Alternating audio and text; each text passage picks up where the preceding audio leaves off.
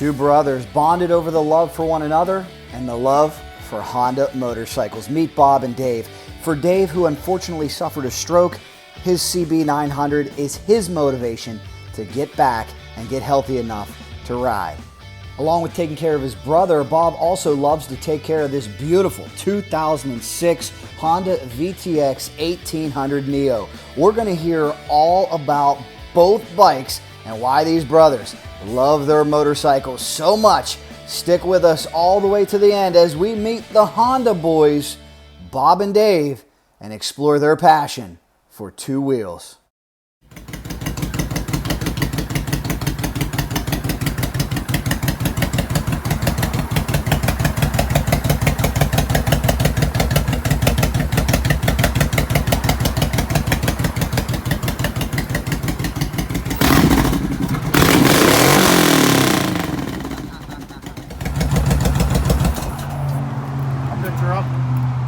Beautiful. I picked her up for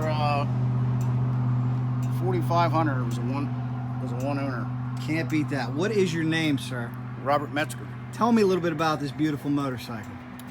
The people I bought it off of, they had it since it was brand new. They said they paid almost 20 grand for it brand new back in 2006. They had two of them for sale. I originally went to see the husband's bike, but his controls were stretched out too far, and his wife had a white saddle on this. It looked really cool. It was different, but after riding it for an hour, it hurt my butt. So I went back to the stock seat and didn't look back. I mean, it's such a comfortable rider. Yeah, it's got a great look to it. What's the 1800 cc's feel like on the street? It's very torquey, very torquey. I've had her up to 140 already a couple times. I mean, it screams. It's a cruiser, but on the highway, it's nice and smooth. I mean, you can't get a better bike as far as going for highway rides and stuff, and a good putter. And you said you just switched to Shinko tires and you're loving them. Tell me about that. Oh, I had Metzler's on it, and it seemed the balance was off. And when I torque it, it would break it loose real quick. I mean, it didn't grab traction the way it should.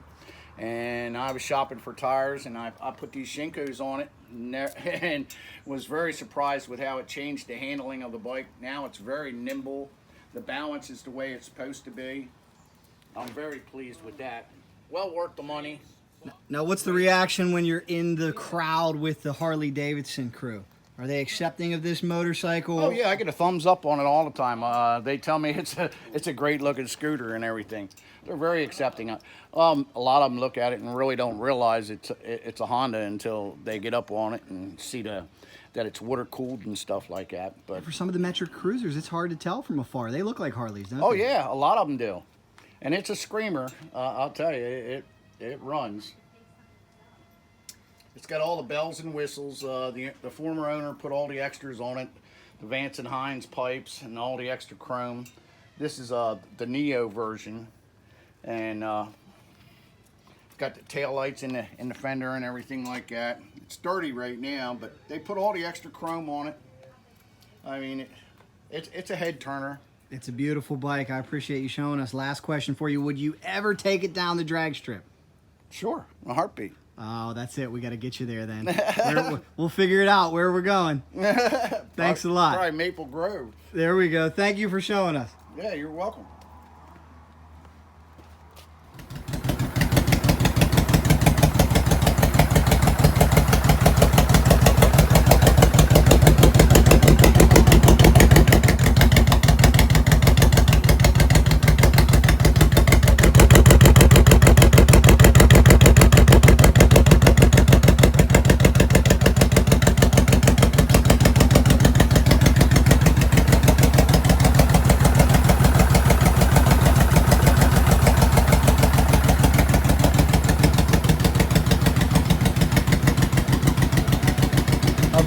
Bike. We want to know your thoughts on the Honda VTX and metric cruisers in general. This liquid cooled V-twin makes over 100 horsepower. It featured beautiful Neo retro styling with cast aluminum wheels. It had that front and rear hot rod custom retro fender look that was very popular. It was a truly unique design, had a flangeless 5.3 gallon fuel tank that offered excellent cruising range. It was popular, and you could pick one of these up for a fraction of the price of a Harley Davidson, a good old-fashioned Honda I'd rather metric have them than ape cruiser. hangers any day of the week. Now let's head on into the garage and see if we can find Dave's buried treasure. Hold on, we found some buried treasure. Speaking of Honda classics, what year is this motorcycle, guys? 82 Honda, 82? CB900 Honda. How long have you guys had this? Damn. Been sitting here, what, 6 years? Yeah. It's a beautiful bike. Has 5 upper gears and 5 lower gears. Wow. Explain that one. 5 sport gears and 5 cruiser gears. Okay. You shift her in the lower gears if you're going to go out and race somebody, run one off with somebody. And then it's got the highway gears for cruising and stuff. The custom is the shaft drive. The standard CB900 was a chain drive. The custom, it was more of a highway cruiser, but it still had the same options as far as transmission with the 5 upper and 5 lower gears. They were fast. Underrated. A lot of people weren't talking about it because the Kawasaki's had the street at the time, and the Suzukis and stuff. I'm surprised I didn't see more Honda CBs at the drag strip. It was all KZs and GSs. Never really saw too many CBs for one reason or another, but Honda was definitely there with a very powerful 4-cylinder motor.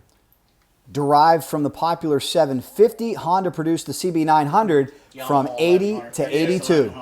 It was succeeded by the CB1000C in 1983. As for the 900, it was a 16-valve double overhead cam air-cooled inline 4. It did ride on air shocks. It had a shaft drive, as Bob mentioned, a dual-range sub-transmission.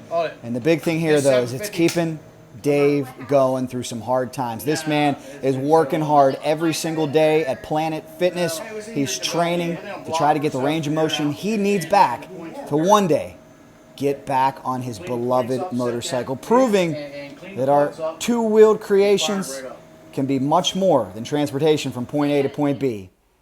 They can be a labor of love and a passion project and a symbol of motivation to keep you going. That's what this channel is all about. We wish Dave all the best in his recovery, as we know one day he will be able to turn the throttle once again on this beautiful Honda CB900C. And heck, even if he can't, just having it there to tell the stories, to turn the little wrenches, that's positive as well.